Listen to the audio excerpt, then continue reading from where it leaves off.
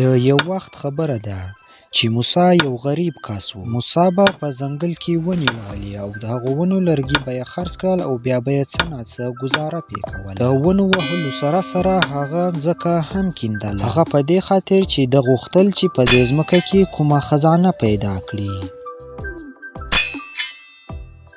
شپې او ورځې تېرېدلې خو موسی خپل کسب ته دوام ورکړی و. ونې به یې هم وهلې او ځمکه به یې هم کیندله. بیا یوه ورځ موسی ځمکه کیندله چې تر سترګو یې په ځمکه کې کوم شی ښکاره شو. دا څه شی دی؟ زما په خیال چې خزانه ده. ته ودرې چې زه ځمکه وکیندم او ښکاره شي چې خزانه ده که کوم بل شی دی. موسی په هغه شي پسې ځمکه وکیندله او هغه شی یې بهر راوایسته. موسی چې کله هغه شی بهر راوایستو، کله چې ګوري نو هغه یو دیګ و. اوهو، ما خو ویل خزانه مو مونده کړه. دا خو یو دیګ دی. دا دیګ خو هیڅ ګټه هم نه کوي.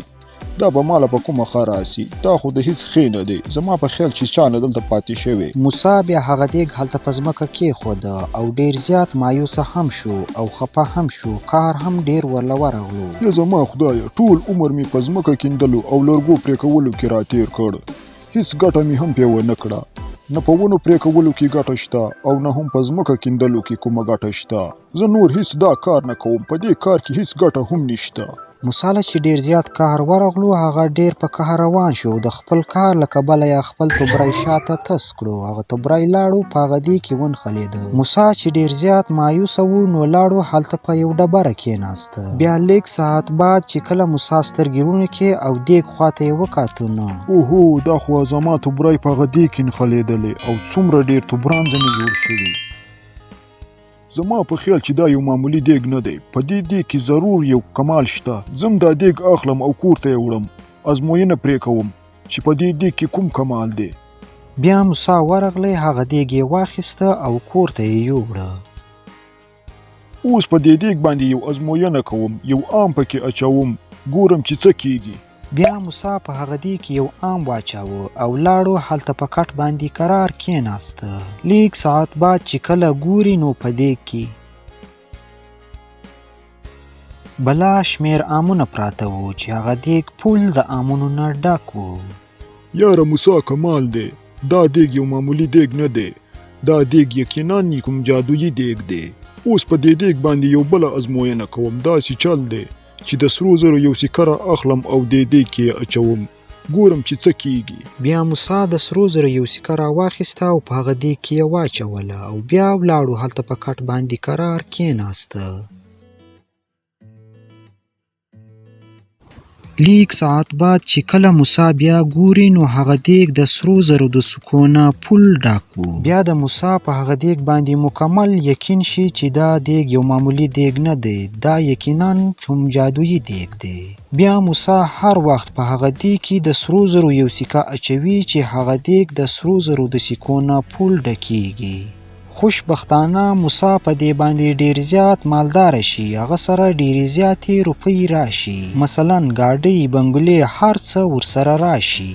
موسی په زړه باندې ډېر زیات نرم و او ډېر زیات سخي هم و. د هغه سره یو پراخه سینه وه. موسی به له غریبانو او لاچارو سره ډېرې زیاتې مرستې، کومکونه کول. د موسی د مالداره کېدو خبر په ټول ملک کې خپور شو چې هغه خبر د دې ملک د باچا تر غوږونو هم ورسېده چې هغه باچا یو کنجوس او لالچي باچا و. سپاهي، ولاړ شي هغه موسی له دیګه سره سره مال راولې. په هغه دیګ باندې زما حق دی، ځکه چې زه د دې ملک باچا یم. د دې ملک هر څه زما دی. باید هغه دیګ هم زما شي. ژر ورشئ هغه موسی له دیګه سره سره مال راولې. شاباش. باچا سلامت، ستا حکم په سر سترګو. دا دی هم اوس ولاړم. هغه موسی او دیګ سره سره مې ونیو او ستا مخې ته مې حاضر کړو. لاړو باچا سلامت. بیا سپاهیان لاړ شي، هغه موسی له دیګه سره سره ونیسي او د باچا سلامت مخې ته یې حاضر کړي. موسی، خبر را رسېدلی چې ډېر زیات مالداره شوی. تا ته پته نه وه چې دا دیګ باندې زما حق دی، ځکه چې زه د دې ملک باچا یم. د دې ملک په ټولو معدنیاتو باندې یوازې او یوازې زما حق دی. دا دیګ دلته پرېږده او ته ولاړ شه چې څومره سرمایه دې په دې دیګ باندې جوړه کړې هغه ټوله ماته راوړه. ولاړ شه. شابه. باچا سلامت، په دې دیګ پسې ما ډېر زیات محنتونه او خوارۍ کړې او ته اوس وایې چې دا دیګ زما دی. تا ډېر زیاتی دی باچا سلامت. دا مه کوه. چوپ شه د زیاتیزو یو طرف دې زما په معدنیاتو باندې ډاکه وهلې بل طرف ته راته وایي چې دا زیاتی دی ته زما په خیال چې زما په خبرو باندې نه پوهېږې اوس به دې دا سر د پرې کړم ته ودرېږه. باچا سلامت چې کله د موسی د سر د پرې کولو کوښښ کوي نو ناڅاپه یې خپه وښویېږي او په هغه دیګ کې ونړېږي. تاسو ته معلومه شوه چې په هغه دیګ کې چې کوم شی ولویږي نو هغه دیګ د هغه شي نه پول ډکېږي. نو ځکه چې کله باچا سلامت په هغه دیګ کې ونړېدو نو د هغه دیګ نه مکمل 4 باچاهان پر یو ډول او پر یو شکل باندې راووتل. په دې کې د اصلي باچا هیڅ شناخت نه کېده. زه اصلي باچا یم په دې دیګ باندې به اوس زما حق وي ځکه چې دا دیګ اوس زما دی. ته چوپ شه زه اصلي باچا یم په دې دیګ باندې اوس زما حق دی دا دیګ به اوس زما وي. نه دروغ به نه وایاست زه اصلي باچا یم په دې دیګ باندې زما حق دی دا به اوس زما وي. نه تاسو ټول په غلطه یاست زه اصلي باچا یم دا دیګ به اوس زما وي په دې باندې د هیڅ چا حق نه جوړیږي بغیر زما نه. دلته نو چې اوس د اصلي باچا هیڅ شناخت نه کېږي نو یو وایي زه اصلي باچا یم بل وایي زه اصلي باچا یم ځکه نو دوی اوس په خپلو کې یو د بل سره اخته شي. خبره دومره ورانه شي چې یو بل سره مکمل په جنگ اخته شي یو بل سره لغتي او سکان ورکړي.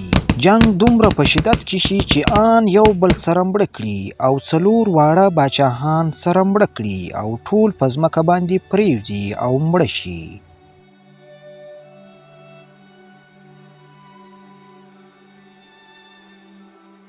دوی چې کله مړه شو نو موسی هغه جادویي دیګ راواخیستو او په لار روان شو خپل کور ته یې هغه جادویي دیګ یوړه. زمونږ د دې کیسې کوم غرض وو دا به تاسو مونږ ته په کمنټ سیکشن کې ولیکئ. محترمو دوستانو زمونږ چینل در سره سبسکرایب کړئ. په سبسکرایب کولو باندې ستاسو 1 روپۍ هم نه خرج کیږي. زمونږ ډیره حوصله افزایي پې کیږي. اوس نو راکئ مونږ ته تر بلې کیسې راوړلو پورې اجازت. د لوی الله پامان د خپل ځان ډیر زیات خیال ساتئ.